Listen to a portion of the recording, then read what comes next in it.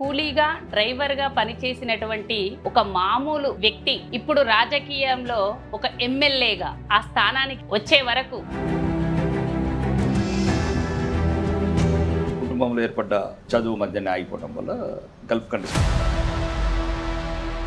చాలాసార్లు పోటీ చేసి ఓడిపోయిన ఎమ్మెల్యేలు ఉన్నారు. వచ్చిన సంవత్సరమే భారీ మెజార్టీతో గెలిచారు. అంటే అధిష్టానం నుండి మీకు సపోర్ట్ దొరికిందా లేదా మీరు వ్యక్తిగతంగానే? ఈ నాయకుల వల్ల జరిగిన విజయం కాదు.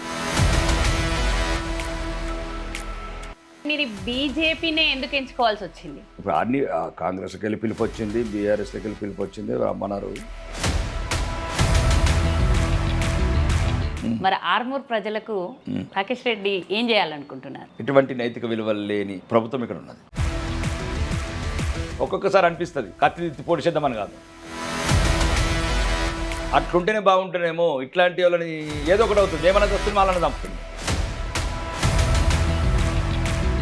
జాతి పిత తెలంగాణ బాపు అని విర్రవీగినోళ్ళు ప్రజాస్వామ్య విలువలు తెలియని వేదవల గురించి మాట్లాడుతుంది. సీనియర్లమని చెప్పుకుంటున్న వేదవల గురించి మాట్లాడు. కుటుంబ పాలన చేసుకుంటా 6 సార్లు ఎమ్మెల్యేలు అంటాడు ఒకడు, 6 సార్లు మంత్రులు అంటాడు ఒకడు. ఏం చేశారా మీరు? ఈ రాష్ట్రానికి ఏం చేశారా మీరు? ఇంకా ఆసిఫాబాద్ అడవులలో అర్థనాదాలు, ఇంకా గిరిజన గొండు గూడేళ్లకు వైద్య సాధ్యం. ఎందుకురా మీరు రాజకీయాలలో ఉన్నారు? ఛీ, అర్హత లేని వ్యక్తులు. ఎందుకురా మీ కుటుంబాలు ఆస్తి పెంచుకుంటాను మీకే 42% రిజర్వేషన్ ఓకే చేస్తున్నాము అని చెప్పేసి ఇక్కడ మీరు సపోర్ట్ కూడా చేశారు సభలో. మరి దీన్ని అధిష్టానం ఓకే చెప్తుందా? మరి అప్పుడు మీరు అధిష్టానం వైపు మాట్లాడతారా లేదా ఇక్కడున్న బీసీల వైపు మాట్లాడతారా? బీసీలల్లా ఒక బీసీని ముఖ్యమంత్రి చేస్తామని బీసీ బిడ్డలు ఓడతారా? మరి బీసీలు మరి మీరు ఎట్లా ఉన్నామంటున్నారు కదా, మరి మీ వాళ్ళకి మీరు ఎందుకు ఓటేయాలి? మీ బిడ్డని ముఖ్యమంత్రి చేస్తానుకున్న ఓటేయని మీరు రెడ్డిలను ముఖ్యమంత్రిని చేస్తున్న కాంగ్రెస్కి ఎందుకు వేసాం? ఇప్పుడు కదా హెచ్వి భూములు అమ్మినట్లు అవి అమ్మకపోతే బతకమన్నట్లు. ఇప్పుడు నిన్న లాఠీచార్జ్ చేసింది ఏది? హైదరాబాద్ కంచాల ఎవరి మీద లాఠీచార్జ్ చేసింది?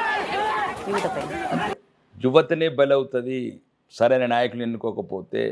ప్రముఖ పారిశ్రామికవేత్త, రాజకీయ నాయకుడు, హాస్పిటల్ అధినేత, ఒక కూలీగా డ్రైవర్గా ఆ స్థానం నుండి ఎమ్మెల్యే స్థానానికి వచ్చినటువంటి ప్రస్తుత ఆర్మూరు ఎమ్మెల్యే ఒకసారి తన విషయాలను, తను ఎమ్మెల్యే అయిన తర్వాత ఏం చేయాలనుకుంటున్నాడు, అంతకు ముందు ఏం చేసేవాడు, ఇలాంటి విషయాలను మా క్యూన్యూస్ ప్రేక్షకుల కోసం ఇప్పుడు. నమస్తే సార్. నమస్తే అండి. ప్రస్తుత ఎమ్మెల్యే రాకేష్ రెడ్డి కంటే ముందు మీ జీవిత ప్రస్థానం గల్ఫ్ నుండి ఎలా మొదలయ్యింది, అక్కడ జరిగిన సంఘటనలు ఏంటివి, అక్కడ కూలీగా డ్రైవర్గా పనిచేసినటువంటి ఒక మామూలు వ్యక్తి ఇప్పుడు రాజకీయంలో ఒక ఎమ్మెల్యేగా వచ్చే వరకు ఎలాంటి సంఘటనలు ఎదుర్కొన్నారు, మీకు ఎదురైనటువంటి అనుభవాలు ఒక్కసారి మాతో. ఒకటి ఇప్పుడు ఏంటమ్మా, మాది పుట్టిందే తెలంగాణ, ఒక ఉత్తర తెలంగాణ మారుమూల ప్రాంతంలో. ఇనుప బూట్ల చప్పుళ్ళు, తుపాకీ గుళ్ళ ఎదురుకాల్పులు, ఒక రకమైన వాతావరణం. అప్పుడు 70th సెంచరీలో నక్సల్స్ బరి ఉద్యమం అప్పుడే తెలంగాణ మారుమూల ప్రాంతం రావటం. అంటే మేము పుట్టడమే ఇప్పుడు ఈ దక్షిణ తెలంగాణ లాగా, లేకపోతే కొన్ని ఈస్ట్ వెస్ట్ లాగా కృష్ణవేణి సవ్వడిలు గలగలలు వినలేదు. మేము తుపాకీ గుళ్ళ చప్పులతో పెరిగినాం ఆ ప్రాంతంలో. కాబట్టి ఒక రకమైన భావం ఉంటుంది సమాజం పట్ల, దాని పట్ల. ఏదో మారుమూల ప్రాంతం సామాన్య రైతు కుటుంబంలో పుట్టాను. కొన్ని కుటుంబంలో ఏర్పడ్డ ఇబ్బందుల వల్ల, అనివార్య కారణాల వల్ల, చదువు మధ్యనే ఆగిపోవడం వల్ల గల్ఫ్ కంట్రీస్కి, అక్కడ మా ప్రాంతంలో ఉత్తర తెలంగాణలో కరీంనగర్, నిజామాబాదు, ఏదైతే ఆదిలాబాదు ఇట్లాంటి జిల్లాలు ఉన్నాయో ఆ ప్రాంతం నుంచి ఒక మైగ్రెంట్స్ ఎక్కువ అవుతుంది. మేము పుట్టకముందు ఇంకొక తరం నుంచి 50 ఏళ్ళ నుంచి జీవనోపాధికి వెళ్ళడం. ఇంకా వెళ్ళినప్పుడు అక్కడ ఆ దేశాల ప్రకారం, ఆ దేశ చట్టాల ప్రకారము మాకున్న అప్పటికే, అంటే ఇక్కడ ఉత్తర తెలంగాణ బాగా వెనుకబడుతున్నప్పుడు మాకు స్కిల్స్ అనేటివి ఏమంటే ఏదన్నా లేబర్, ఒక టెక్నీషియన్స్కి ఉండాల్సిన అట్లాంటి స్కిల్స్ లేకుండా ఈ ప్రాంతంలో. కాబట్టి ఇంకా మాకు ఉన్నది ఏంది, అక్కడ ఏ పని ఉంటే పని చేసుకోవాలి, బతకాలి. మేము ముందు బతకాలి, తర్వాత బతికించుకోవాలి, తర్వాత సమాజం పట్ల మనం చేయాలనే స్పృహతో ముందుకెళ్ళడం జరిగింది. అక్రమంలో ఏ పని చేస్తున్నామని ఇంపార్టెంట్ కాదు, మనిషి ఏ పని చేసినా తప్పులేదు. ఒక చెడు పనులు, సమాజానికి హాని చేసే పనులు తప్ప మిగతా పనులు ఏ కష్టం చేయడానికి ఏ పైన పర్వాలేదని పనులు చేయడం పెద్ద ఇబ్బంది ఏం లేదు.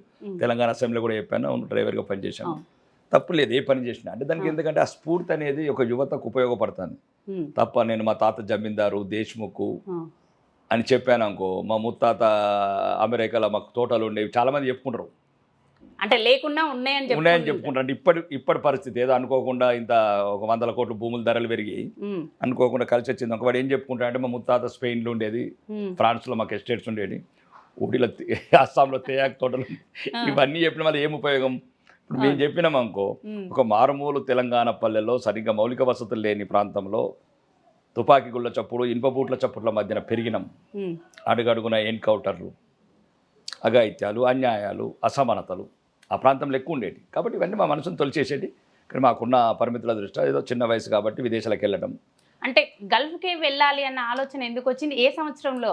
అంటే మీరు ఏ సంవత్సరంలో ఉన్నప్పుడు అప్పటికి ఇప్పటికి కూడా 1990లో ఫర్ ఎగ్జాంపుల్, మళ్ళీ మీరు ఇప్పటికి కూడా ఇప్పటికి అంతే ఉంది పరిస్థితి. మేము ఉత్తర తెలంగాణ గల్ఫ్కి వెళ్ళాల్సిందే. ఉన్న వాళ్ళ పిల్లలు అమెరికా, లండన్, మాలాంటి వాళ్ళ పిల్లలు ఇప్పుడు అమెరికా, లండన్, ఆస్ట్రేలియా వెళ్ళాల్సింది తప్ప ఇప్పటికి కూడా సుమారు 15 లక్షల మంది జగిత్యాల కావచ్చు, మల్యాల కావచ్చు, ఆర్మూర్ కావచ్చు, బాల్కొండ కావచ్చు, భీమ్గల్ కావచ్చు, నందిపేట కావచ్చు, ఇల్లుకు ఆ బతుకులు అట్లే ఉన్నాయి. ఇప్పటికీ కార్మికులు అక్కడికి వెళ్తూనే ఉన్నారు. ఇంకా అదొక రకమైన బాధలు, అభివృద్ధి లేకపోవటము, సరైన ఉన్న విద్యను కూడా ధ్వంసం చేయటము, ఎటువంటి సౌకర్యాలు లేని పల్లెలల్లో ఏదో 4 బంగ్లాలు కట్టుకొని 2 పెద్ద కార్లు కొనుక్కొని ఐఫోన్లు పట్టుకుంటే అభివృద్ధి చెందిన తెలంగాణ, బంగారు తెలంగాణ ఒకడు, ఈ మధ్యన ఇంకోడు వజ్రాల తెలంగాణ ఒకడు, ఇట్లా ఏదో ఆ రకంగా ప్రజల్ని మోసం చేస్తున్నారు తప్ప ప్రజల జీవన విధానం ఎంతో కొంత మార్పు వచ్చింది. అదే ఒక తెలంగాణ కాదు, ప్రపంచం మొత్తంలో వచ్చింది. కాబట్టి ఆ టైంలో వెళ్ళడం, సక్సెస్ కావడం, అనుకోకుండా వ్యాపారాలలో విస్తరించడం, అనుకోని పరిస్థితులల్లో మా ప్రాంతంలో కొన్ని జరిగిన సంఘటనలు, ప్రజల మీద జరుగుతున్న అఘాయిత్యాలు, అకృతాలు, హత్యాకాండ, అత్యాచారాలు, అవమానం, ఇవన్నీ చూసిన తర్వాత అసలు ఈ స్వాతంత్రం ఎందుకు వచ్చింది, ఈ తెలంగాణ ఎవరి గురించి తెచ్చిండ్రు, అదేదో పాట పాడతాడు, ఎవరి గురించి వచ్చిందో తెలంగాణ, ఎవడి పాలైందో తెలంగాణ అంటే కరెక్ట్. ఆ పాటలోనే నిజమే అనిపించింది. గజ్జగట్టినోడేటివా, కలం పట్టినోడేటివా, ఆత్మహత్య చేసుకునేటివా, ఎటువంటి అర్హతలు లేని వాళ్ళు రాజకీయాల్లోకి వచ్చిండ్రు. అంటే ఎవరో సాధించిన విజయాలను ఎవరో సొంతం చేసుకున్నారని అంటున్నారు. అట్లా ఆ సంఘటనలు మళ్ళీ ప్రజల మీద ఒక రకమైన నిజాం పరిపాలన, మర్చిపోయిన పరిపాలన దాష్టికాలు చూపించడం, పోలీసు యూనిఫామ్తో అక్రమ కేసులు పెట్టడం, రకరకాల అవినీతికి అంతం లేని తెలంగాణ. అరగంట టైంలో మనం ఏదైనా ఉపయోగపడతామా సమాజానికి? అప్పుడు వచ్చిన ప్రజల నుంచి, కొంతమంది మేధావుల నుంచి పిలుపు, రాజకీయ పార్టీ నుంచి కావచ్చు, మీరు రావాలి రాజకీయాలకు. అంటే రాజకీయాల నుండి పిలుపు వచ్చిన తర్వాత మీరు రాజకీయాలకు వచ్చారా, లేదా మీరు అనుకున్నారా నేను రాజకీయాలకు రావాలి, ప్రజలకు నా వంతుగా నేను ఏమన్నా సహాయం చెయ్యాలి అనుకుని వచ్చారా? సహాయం అనేది ఎప్పుడు ఉంది. అది నేను ఎప్పుడైతే సంపాదించడం మొదలుపెట్టానో, సమాజంతో పంచుకోవడం మొదలుపెట్టాను. కానీ ఏంటంటే ఇక ఇవన్నీ చెప్పుకోవడానికి పెద్ద పెద్ద టాటా బిర్లే వేలాది కోట్లు చెప్తున్నారు చెప్పుకోవడానికి.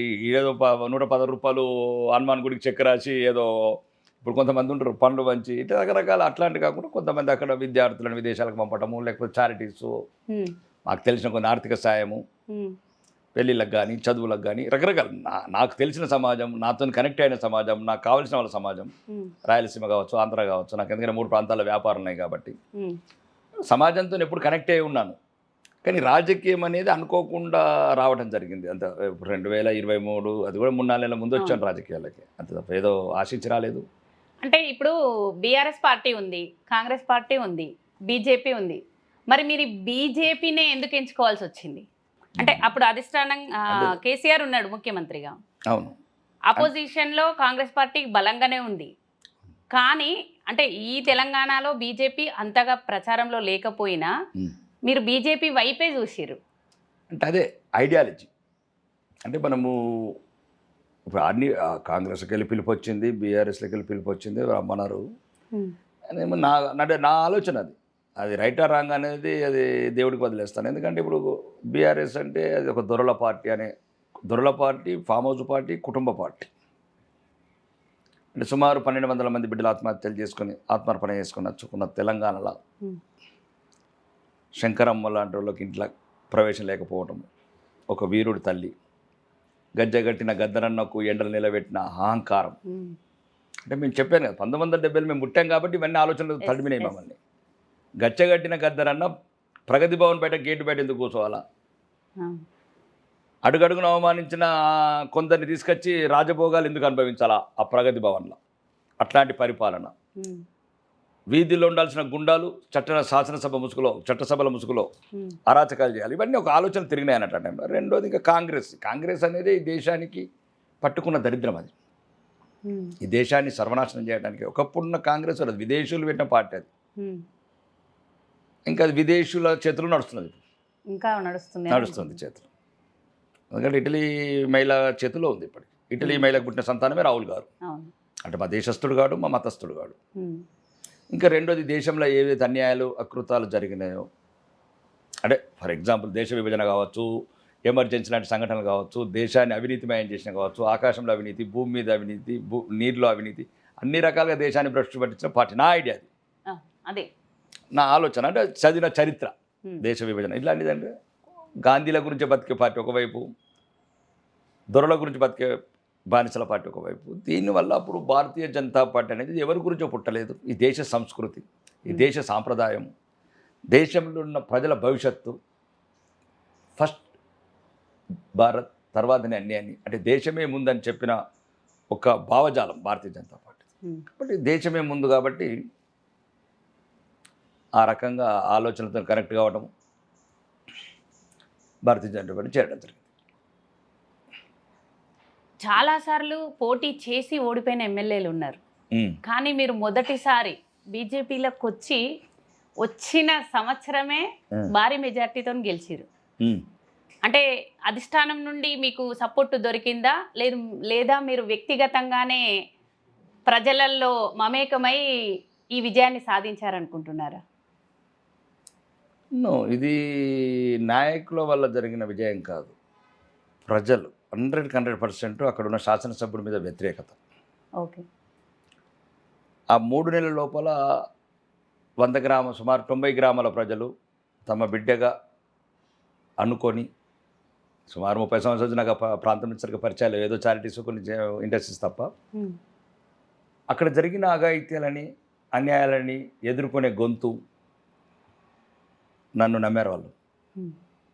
మీరు అన్నట్టు సాధ్యం కాదు అది. 30-40 సంవత్సరాల నుంచి బీఫామ్ దొరికిన కొందరు ఎంతో పనిచేసి, అంటే వాళ్ళు కాదు దానికి. కాబట్టి ప్రజలు నన్ను నమ్మారు. ఆ నమ్మి ఆ అఖండ విజయం సాధించారు. మొత్తానికి మొత్తం 100% ఆర్మూర్ నియోజక ప్రజలకి చెందుతుంది నా విజయం. మీ విజయం 100%. ఇంకెవరో అది ఇదని కాదు, ప్రజలు ఆ రకంగా ఇచ్చాము. రెండోది భారతీయ జనతా పార్టీ నన్ను బీఫామ్ ఇచ్చి ప్రోత్సహించడం, కొత్తవాడిని అయినా కానీ పార్టీకి చెందుతుంది, ప్రజలకు చెందుతుంది. ఇప్పుడు ఇంకొక విషయం సార్, మామూలుగా ప్రజలకు రాజకీయాలకు వచ్చిందంటే చదువుకు రాజకీయానికి సంబంధం లేదు అంటారు. అంటే మనిషికి చదువు అనేది ముఖ్యమని మీరు అనుకుంటున్నారా? అంటే మీ ఒపీనియన్.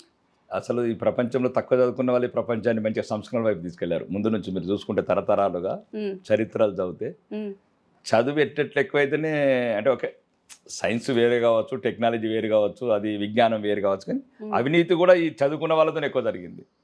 పేద ప్రజల శ్రమదోపిడి కావచ్చు. అంటే చదువుకోని కంటే చదువుకున్న వాళ్ళతో అవినీతి జరిగింది. ఇప్పుడు చూడండి మీరు, వైట్ కలర్స్ బ్యాంకులలో చూడు, లక్షల కోట్లు ముంచేసిన వాళ్ళంతా వైట్ కలర్స్ ఉంటారు, పేదవాళ్ళు తక్కువ. అంటే తెలివికి చదువుకు సంబంధం లేదంటారా? 100%. సమాజం పట్ల స్పందించే గుణం ఉండాలి. అంటే అణగారిన వర్గాలు, సామాన్య జనాల పట్ల తాపత్రయం ఉండాలి ఏదో చేయాలని. అయితే రెండోది ఏంటంటే, ఇప్పుడు నేను మారగలుగుతాను, నేను మార్చలేను కదా. ఇప్పుడు నేను సమాజానికి గొప్ప నీతులు చెప్పేటంత పెద్దవాడిని కాదు. నేను నాకు మారగలను, నాకు చాటి చేయగలను, నాకు రాజకీయాల కొన్ని యొక్క క్లీన్ పాలిటిక్స్ అవన్నీ చేయగలుగుతున్నాను. నేను వచ్చిన 16 నెలలు చేస్తున్నది అదే. బంధుప్రీతి లేకుండా, కులపిచ్చి లేకుండా, అవినీతి లేకుండా, అక్రమాలు లేకుండా, అన్యాయం లేకుండా, అహంకారం లేకుండా, అధికారం లేకుండా. అంటే వీళ్ళు ఉంటాం రేపు మా ఎమ్మెల్యే, మళ్ళీ మాజీ ఎమ్మెల్యే ఏమిటి, మేము ఇప్పుడు సీనియర్ ఎమ్మెల్యేగా 6-7 సార్లు ఉండి మేము చెప్పుకుంటాను కదా, ఏం మారింది? తెలంగాణని ఏం సాధించారని ఒకడు చెప్పుకుంటాడు. 6 సార్లు గెలిచినట్టు, ఒకడేమో 5 సార్లు గెలిచి. దేనికి గెలిచి ఏం చేసినారు? ఏం చేసినారు అంటే భూములు అమ్ముకుంటుందిగా మీరు ఎమ్మెల్యేలు అయింది, తెలంగాణ ప్రజలను అప్పలపాలు ముంచుతుందిగా మీరు ఎమ్మెల్యేలు అయింది, ఇన్నిసార్లు మంత్రులు అయింది. It's not correct. ఇప్పుడు అంటే గెలవడానికి పాలకులు ఉచితాలు పెడుతూ ఉన్నారు. ఈ ఉచితాల వల్ల ప్రజలకు నిజంగా న్యాయం జరుగుతుందంటారా? పాలకులకు మేలు జరుగుతుందంటారా? ఎప్పుడన్నా మీకు మొన్న చెప్పాను కదా, ఛానల్స్లో ఈ మధ్య ప్రముఖంగా వచ్చింది, ఒకవేళ పేదలకు మంచి జరిగేది ఉంటే రాష్ట్రం అప్పుల పాలు ఎట్లా అవుతుంది? ఇలా కుటుంబాలు కోటీశ్వర్లు ఎట్లా అవుతారు? ఇప్పుడు మీరు సింపుల్ లాజిక్ అండి. ఉమ్, ఎవరైతే రాజకీయాలలో ఉన్నారో ఎవరైనా సరే కొందరు తప్ప కొందరు నిజాయితీ పరులు, ఏది గుమ్మడి నడిచే లాంటి వాళ్ళు ఓకే. తప్ప మిగతా వాళ్ళ ఆస్తులు చూడండి, రాజకీయాలకు వచ్చినప్పుడు ఎంత ఉన్నాయి, ఇప్పుడు ఎంత ఉన్నాయి అంటే అభివృద్ధి అర్థమవుతుంది. మరి అప్పుడు రాష్ట్రం అప్పు చూడండి, ఇప్పుడు అప్పు చూడండి. ఉమ్, ఆ? అదే సరే. తెలివి కుటుంబాలకు పరిమితమైంది, ఉమ్, అప్పులు రాష్ట్రానికి పరిమితమైనవి. ఎవరు పడితే ఎవరి స్థాయిలో వారు దోచుకోవటము, అవినీతి చేయటం. ఉమ్, ఉచితం అనేది ఏం కదండి, అంటే విద్యా వ్యవస్థను ధ్వంసం చేయటమా, ఉచితం అనేది వైద్య వ్యవస్థను ధ్వంసం చేయటమా, ఏది కావాలా పేదవాళ్ళకు? అంటే ఉచితాలు కోరుకుంటున్నది ప్రజలా లేక పాలకులే దాన్ని చూపిస్తున్నారా వాళ్ళకు? పాలకులే, 100% పాలకులే, ప్రజలదేం తప్పులేదు. అంటే ఉచితాలకు ఆశపడి గెలిపిస్తుండొచ్చు కదా నాయకులను. ఉచితాలకు ఆశపడి గెలిపించట్లేదు. ఆ టైంలో ఆ ముగ్గురు నిలబడ్డ వాళ్ళు ముగ్గురు దొంగలే ఉంటున్నారు వాళ్ళ దృష్టిలో. ఉమ్, ఆ ముగ్గురులో వాడు తక్కువ దొంగ ఉంటాడో వాడికి ఎత్తున్నారు ఓట్లు. ఉమ్, ఇప్పుడు ఉదాహరణకు ఒక కాన్సెన్స్ ఉంది, ముగ్గురు వాళ్ళకి తెలుస్తుంది ముగ్గురు, ఉమ్, ఈ ముగ్గురు దొంగలే. ఉమ్, కానీ ఎవడో కొద్దిగా చిన్న దొంగ కొట్టేద్దాం, లేదా పెద్ద దొంగ అహంకారం చూపించింది కాబట్టి కొద్దిగా గుణపాఠం చెప్పుదాం. ఉమ్, ఇప్పుడు గత ఎన్నికలు ఏం జరిగినాయి? ఆ 10 సంవత్సరాల నిరంకుశ పాలన, కుటుంబ పాలన, అవినీతి పాలన, అహంకార పాలనకు సమాధానం చెప్పాలి. అవును. ఇంకా సామాన్యుడికి ఒకటే ఒకటి ఉన్నది ఓటు, దాంతోనే సమాధానం చెప్తున్నారు. దొరలకు విర్రవీగిన నేనే జాతిపిత తెలంగాణ బాపు అని విర్రవీగిన వాళ్ళకు ఉమ్, సమాధానం చెప్పాలంటే పేదవాడి దగ్గర ఉన్నది ఒకటే ఒకటి ఆయుధం, ఉమ్, ఓటు. ఉమ్, అదే సమాధానం చెప్పారు. అంటే సమస్య అక్కడ ఎవరిని గెలిపించాలని కాదు, అక్కడ అతను ఓడగొట్టాలన్నప్పుడు ఇంక వీడు మంచివాడు వచ్చేటోడు చూడరు ఇక. ఉమ్, అటువంటి టైంలో వచ్చింది కాంగ్రెస్ ప్రభుత్వం. కాంగ్రెస్ ప్రభుత్వం కోరుకొని తెచ్చుకోలేదు ప్రజలు, వాళ్ళకి తెలుసు కాంగ్రెస్ ప్రభుత్వం అదే దేశానికి పెట్టే దరిద్రమని. ఉమ్, 65 సంవత్సరాలు వెళ్ళిన కాంగ్రెస్ ప్రభుత్వమే కదా, ఉమ్, వాళ్ళకి తెలియదు కాంగ్రెస్ పుట్టుపూర్వోత్తరాలు తెలుసు.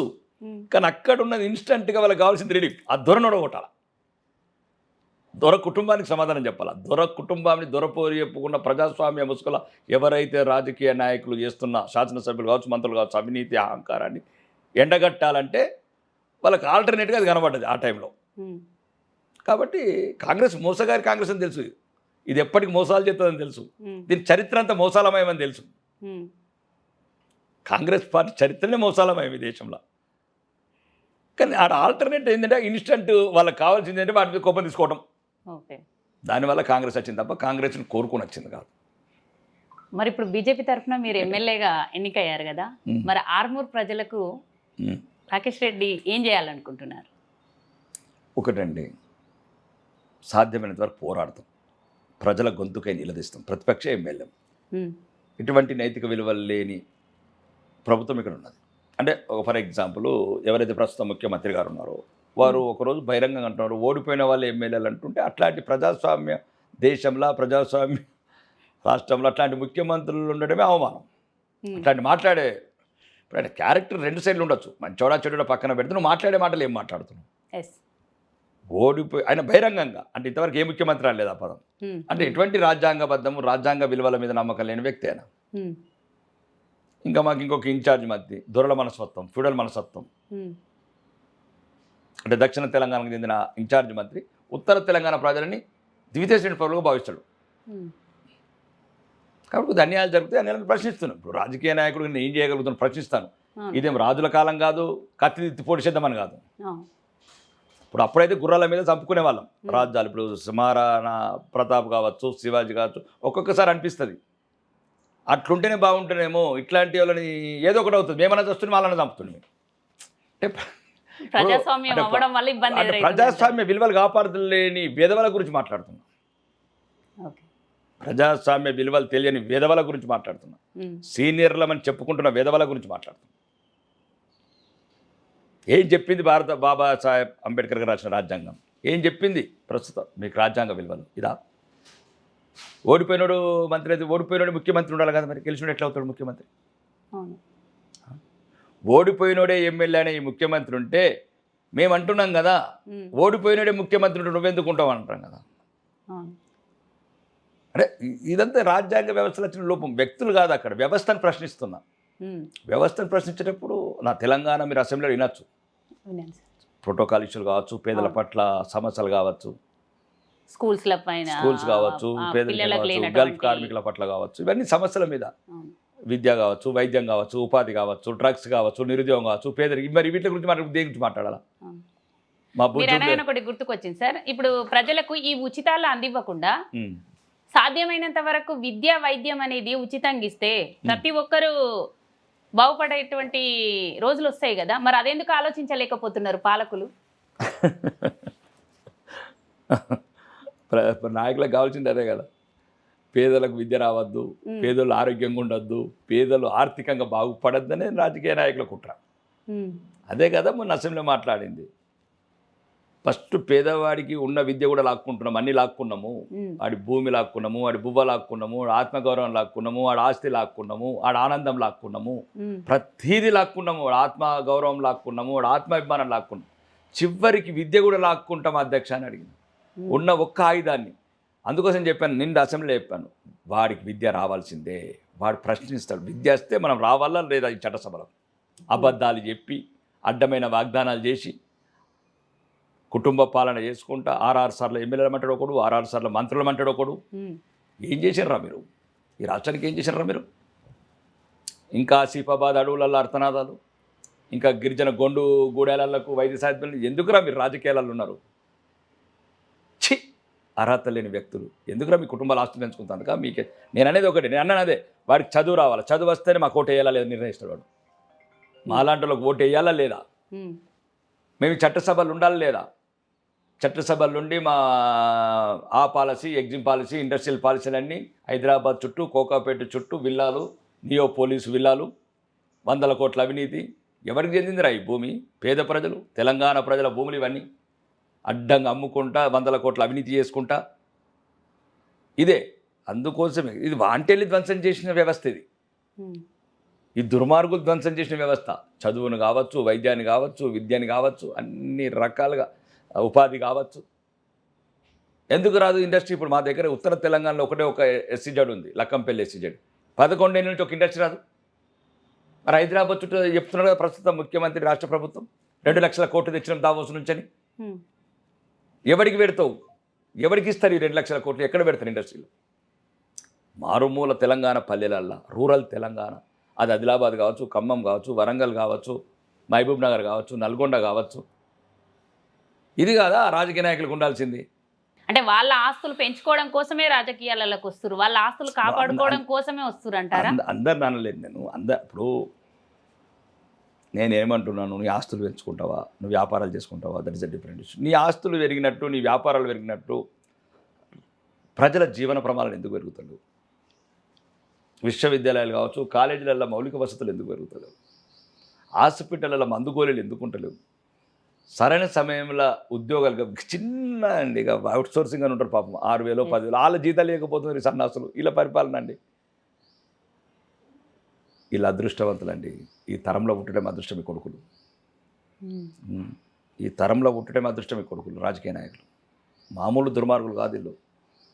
ఎవడన్నా ఎన్నెన్నో ఒక రోజు వస్తుంది, మిరాకిల్ జరుగుతాయి, అద్భుతాలు జరుగుతాయి, మంచి నాయకులు వస్తారు. ఒక్కరు వచ్చిందాలంటే అందరికీ సెట్ అవుతారు. ఎవడండి 4 అంతస్తుల్లో మనకి పెన్షన్ ఇస్తారా? మర్సిడీస్ కారు నుండి బయట రేషన్ కడతారా విధవలు? ఇంక మరి పేదవాడికి ఏమి ఇస్తారండి? ఉన్నదంతా లాక్కుని వాడికి ఇచ్చినాక. ఇప్పుడు అన్ని కోట, ఇల్లు కోట, రేషన్ కోట, పెన్షన్ కోట, ఇవన్నీ కోట అని ఉన్నోడికి ఇచ్చినాక లేనోడికి ఎప్పుడు ఇస్తావు? కూలిపోయిన ఇళ్ళల్లా, రేకులు ఇళ్ళల్లా, చలి వస్తే వణకటం, వర్షం వస్తే తడవటం, ఎండ వస్తే ఏడవటం, మీద తెలంగాణ సమాజం. సరైన వాళ్ళు రావాలండి రాజకీయాలకు, సరైన వ్యక్తులు రావాలి. ఆ బాధ తెలిసినోడు, ఆ నొప్పి తెలిసినోడు, ఆ మారుమూల పల్లెల బాధల పట్ల స్పందించడం రావాలి రాజకీయాలకు. ఫైరవులు చేసి, బ్లాక్మెయిల్ చేసి, ఉన్నతమైన పదవులు అధిరోహించి, అహంకారపూరితమైన రాజ్యాంగాన్ని తొక్కల దొక్కిన కొడుకులు వీళ్ళు ప్రజలకు ఏం చేస్తారండి? ఏం చేయరు. చెప్పి ఛాలెంజ్ చేస్తున్నాను ఇప్పటికి. పోయిన సంవత్సరంలో చెప్పండి, 16 నెలలు చెప్తాను. ఇప్పటికి ఛాలెంజ్, ఏ మంత్రి అయినా సరే, ఏ ముఖ్యమంత్రి అయినా సరే, ఏ ఎమ్మెల్యే అయినా సరే, బహిరంగ సవాల్ సిద్ధం. ఇది 16 నెలలు అయింది, 16 ఇల్లు కట్టించారా? ఓకే, 16 నెలలు అయింది, 16 ఇల్లు కట్టించారా? 16 కొత్త రేషన్ కార్డులు ఇచ్చారా? 16 కొత్త పెన్షన్లు ఇచ్చారా? ఇంకొకటి సార్, ఇప్పుడు మామూలుగా అగ్రకులాలలో మాత్రమే రాజకీయాలలో ఉంటున్నారు అని అంటున్నాము. అంటే ఇక్కడ అంటే మీ యొక్క ఒపీనియన్ కోసం నేను అడుగుతున్నాను. చెప్పండి. 42% రిజర్వేషన్ ఓకే చేస్తున్నాము అని చెప్పేసి ఇక్కడ మీరు సపోర్ట్ కూడా చేశారు సభలో. మరి దీన్ని అధిష్టానం ఓకే చెప్తుందా బీజేపీ? నో, మరి అప్పుడు మీరు అధిష్టానం వైపు మాట్లాడతారా లేదా ఇక్కడున్న బీసీల వైపు మాట్లాడతారా? ఫస్ట్ బీసీల కోటీశ్వరుల గురించి అయితే మాట్లాడాను. బీసీల కోటీశ్వరుల గురించి కాదు సార్, బీసీలలో అట్టడుగు వర్గాలలో ఉన్న వాళ్ళ గురించి ఏమంటున్నామంటే అదే బీసీలల్లో ఆ 10% ముస్లిమ్స్ రిజర్వేషన్ కలిపితే ఒప్పుకోమని చెప్పినాం. భారతీయ జనతా పార్టీ సిద్ధాంతం. ముస్లింలను కలిపితే ఒప్పుకోరు, లేకపోతే దానికి ఏదైతే రాజ్యాంగ పరిమితులు ఉన్నాయో, బాబాసాహెబ్ అంబేద్కర్ రాసిన పరిమితులు ఉన్నాయో, దేశ న్యాయ సూత్రాలు, దాని పరిమితులకు లోబడే చేస్తారు ఎవరైనా సరే. నీకు వచ్చింది నాకు వచ్చింది అడుగు దేశం మళ్ళీ విభజన అవుతుంది, దేశం మళ్ళీ ముక్కలు అవుతుంది, 30 ముక్కలు అవుతుంది. ఇవెన్నో ఆలోచించి సుమారు 270 మంది మేధావులు కూర్చుని రాసిన రాజ్యాంగం ఏదో నువ్వు నేను రాసింది కాదు, నోటికి వచ్చింది మాట్లాడేందుకు. ఈ దేశం ఎందుకు ఐక్యతగా ఉండాలి? ఈ కులాల చిచ్చు ఏం చేసింది గతం కూడా చూడాలి కదా. 1000 సంవత్సరాలు బానిసత్వంగా బతికినాం. ఈ కుల చిచ్చే ఈ దేశాన్ని పరాయి దేశస్తులు వచ్చి మన మీద దౌర్జన్యాలు చేయటము, అక్రమాలు చేయటము, అధికారమాడు బాబర్ గాడు కావచ్చు, మొఘలాయిలు కావచ్చు, ఫిరోజ్ షా గాడు కావచ్చు, తుగ్లక్ గాడు కావచ్చు, వీళ్ళందరూ ఎక్కడికి వెళ్ళి వచ్చిండ్రు? విదేశీ విద్రోహులు. కులాన్ని విభజించి పాలించారు అని అంటున్నారు. ఈ కులాల మధ్యన అనేకత ఇప్పుడు ఏదైతే మనం ఇప్పుడు రాహుల్ గాంధీ పెట్టిన ఈ కుంపటి ఉందో 65 సంవత్సరాలు మరి అప్పుడు ఎందుకు జ్ఞాపకం రాలేదు గాంధీ కుటుంబానికి? 65 సంవత్సరాలు వాళ్ళే అధికారం, అప్పుడు కులగణన ఎందుకు చేయలేదు? ఎందుకు చెప్పండి మీరు? కాబట్టి కులం కన్నా ఓకే, అది నేను ఆ టెక్నికల్ సబ్జెక్టులకు పోవట్లేదు. ఈ దేశంలో కావాల్సిన ప్రధానంగా ఏ కులమైనా ఓకే, బీసీలకు రాజకీయ అధికారం చాలామంది వస్తున్నారు. ఇప్పుడు ఫర్ ఎగ్జాంపుల్ ఎస్సీలు ఉన్నారు. Venkataswamy member of parliament, Venkataswamy కొడుకు వివేక్ వెంకటస్వామి పార్లమెంట్ సభ్యుడు, వివేక్ వెంకటస్వామి కొడుకు వంశీ పార్లమెంట్ సభ్యుడు. పొందేవాళ్ళు పొందుతున్నారండి, అధికారాలు పొందుతున్నారు, ఆనందాలు పొందుతున్నారు. ఎస్సీ ఎస్టీ రిజర్వేషన్ లో వాళ్ళు వస్తున్నారు సార్, కానీ ఇక్కడ బీసీ వాళ్ళు అనేది లేకుండా పోతున్నారు కదా. బీసీ ఒకటండి, ఫర్ ఎగ్జాంపుల్ చెప్తున్నారు. తెలంగాణలో సుమారు 75 సంవత్సరాల తర్వాత ఒక భారతీయ జనతా పార్టీ ఒకటి 2023 మేనిఫెస్టోలో పెట్టింది. ఒక బీసీ ముఖ్యమంత్రిని చేస్తాం ఫస్ట్గా డిక్లేర్ చేసినాం. అది మేనిఫెస్టో ద్వారా నోటికి వచ్చినట్టు కాదు. అది దేశంలో ఏదైనా నమ్మకమైన పార్టీ ఉంది, ఒక విశ్వాసం గల పార్టీ ఉంది, ప్రపంచంలో విశ్వాసం గల నాయకత్వమైన ఒక విశ్వ గురువు నాయకుడు ఉన్నాడన్న నాయకత్వంలో తెలంగాణ మేనిఫెస్టో పెట్టాం. ఒక బీసీని ముఖ్యమంత్రి చేస్తామని. అంటే రాజకీయంలోకి వస్తే తప్పకుండా చేస్తారా? చెప్పింది అదే చెప్తున్న సమాధానం. ప్రజలు ఆలోచించాల్సింది.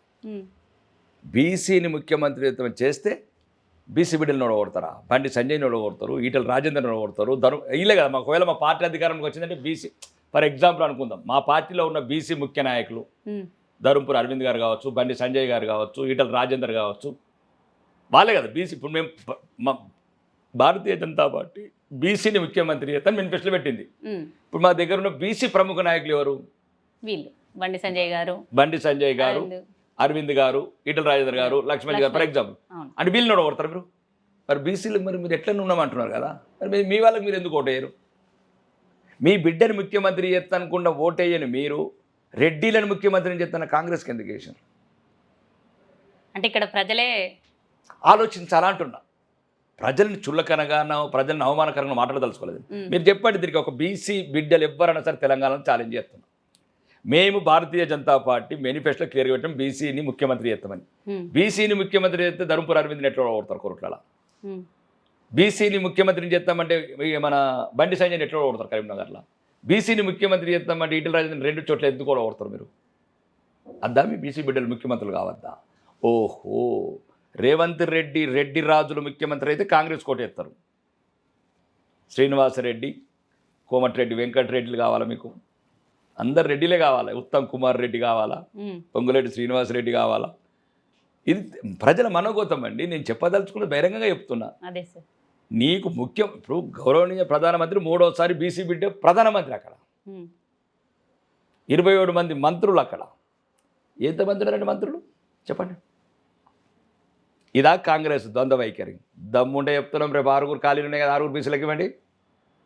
నువ్వు ఇవన్నీ తర్వాత రాజకీయం చేద్దాం కానీ రాహుల్ గాంధీ, రేవంత్ రెడ్డి రాజకీయాల తర్వాత చేద్దాం. చెప్పు నిజాతి. ఉన్నటువంటి మంత్రి పదవులను బీసీకి ఇస్తే చేతులున్న జేనుడు బయట అవన్నీ అడుగుతాడు. అవన్నీ సుప్రీంకోర్టు, పార్లమెంట్ పరిధిలో ఉన్న వ్యవస్థలు అలా వెళ్ళదా? తెలంగాణ ప్రజలు మోసం చేయడానికి ధర్నాలో పోయి మైకిలను అదరగొట్టేదాకా ఉప్పు తప్పు దమ్ముంటే, ఒకవేళ 1% నిజాయితీ ఉంటే మీ కాంగ్రెస్ నాయకుల రక్తంలో 1% ఈ దేశ బిడ్డలే అయితే మీరు బీసీల పట్ల నిజమైన మీకు ఏదైనా భావన ఉంటే, సానుభూతి ఉంటే, వాళ్ళకి న్యాయమైన హక్కులు రావాలంటే ఫస్ట్ రేపు విస్తరణ చేయండి.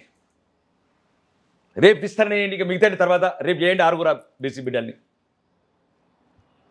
ఎన్ని మంత్రివర్గంలో 42% 50% చేయండి.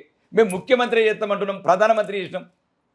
మేము మా దేశస్తుడు కానోడు, మా మతం కానోడిని రాహుల్ గాంధీ చేస్తామంటున్నాం. మేము మా దేశపోడు కాదు, మా మతపోడు కాదు. మేము నికాసైన బీసీ బిడ్డని భారత ప్రధానమంత్రిగా చేసినాం. ఇది భారతీయ జనతా పార్టీ చరిత్ర. తెలంగాణ ప్రజలు మొత్తం ఆలోచించాల్సింది ఇది.